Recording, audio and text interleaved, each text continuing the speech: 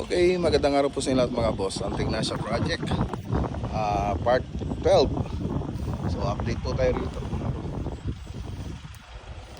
So ito po yung garahe nila. Yan, makikita nyo doon sa may perspective. Ayan, so andyan pa yung design nya. So ito yung garahe. So libutin po natin. So darating na rin po yung bubong nito mga boss. So maya maya pagbubong na po tayo. Siyempre may insulation din po yan na ilalagay. Okay, so inuna po natin na palitadahan dito sa may sa may labas. Tapos sunod natin yung sa may loob. Ayan. So libutin natin mga boss. Papalitada na po sila.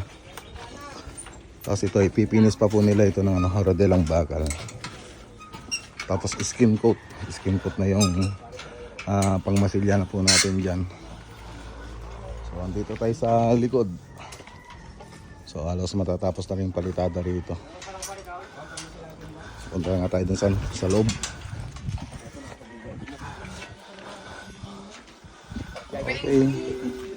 Ito yung kitchen, dining tsaka living room. Ito yung master bedroom. So ito pa lang yung napalitadan dito. Alright.